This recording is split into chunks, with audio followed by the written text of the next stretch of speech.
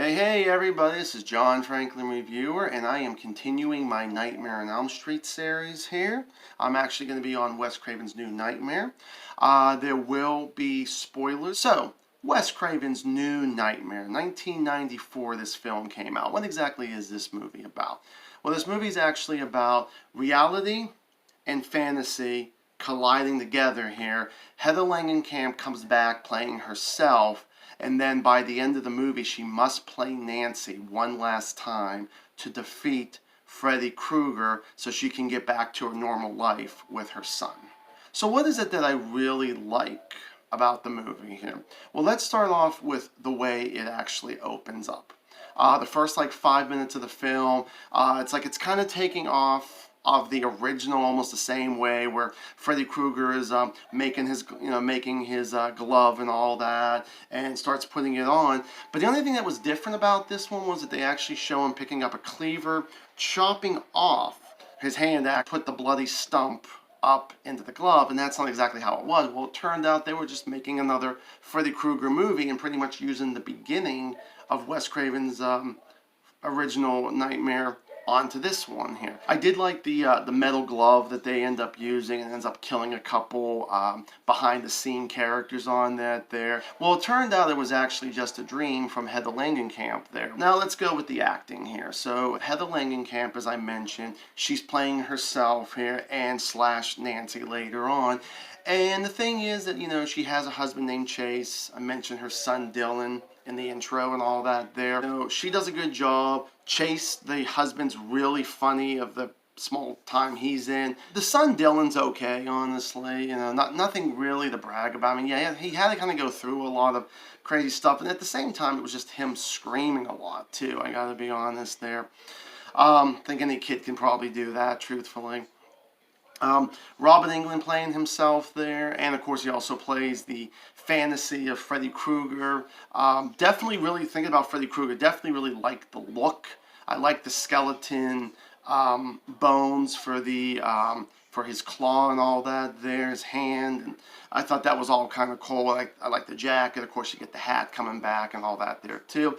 I mean, like I said, loved everything. I'm glad that Freddy got back after it was like an hour and 8 minutes into the movie when we finally do see him, and finally him really doing something here, not just coming in, Nancy, well, the Nancy slash Heather's dreams, but actually talking and doing stuff there. Thought that was really cool there. I like the babysitter. She's not really in it that much, but honestly, she does do some impact on here. I got to be honest, there was a scene where she ends up punching a nurse in the face and all that, because they decided they wanted to do something to Dylan, pretty much put him to sleep there.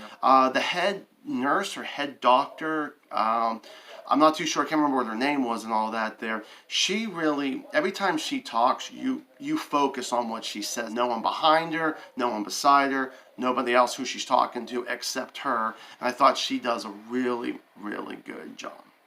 Now, what is it that I disliked about this movie here? Whew, man, there's going to be a lot of stuff that people are going to hate me for on this. Well, first off, this movie is very boring as hell. I mean, the story is slow, it drags and all that kind of stuff. Yes, it is a different kind of movie and a different kind of Freddy and all that kind of stuff, and some of that's really cool and all that, but boy, does it go slow as a snail. It's just one of those things where this is another one that almost puts me to sleep, almost as bad as Part 5, truthfully. I mean, at least Part 5 does have some decent entertainment value to it, where this one, I feel like maybe after the first half an hour after, and we'll get to this here in a moment, with Chase's death, after he passes away, the rest of the movie goes really boring.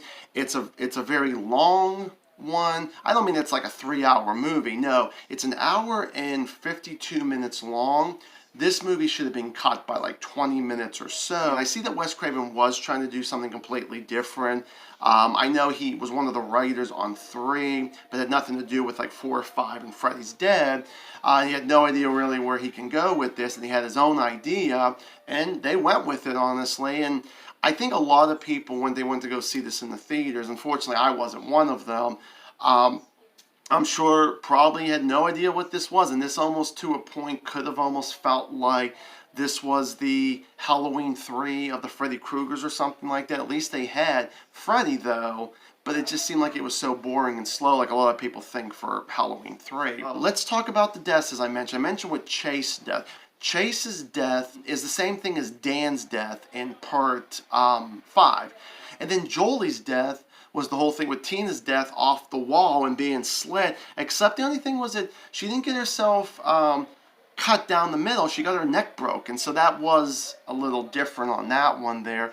And I kind of felt bad because I did like Jolie, the babysitter there. I mean, but unfortunately, you gotta die there, you know. Once in a blue moon, you might actually get a nice character who's actually going to die, and unfortunately she was one of them. The special effects definitely do not age, honestly. I mean, it's just, I get it that this is 94, and this is a pretty decently old movie and all that there, but the thing was, yeah, unfortunately, that some special effects do better than others. Unfortunately, this is not one of those. This is one of those ones you look back and it's like, oh, that is so cheesy and it's just so horrible, some of them there. So it's like, where was the practical effects in this one? And I guess they wanted to go a little bit more special effects, and that's kind of what they did there.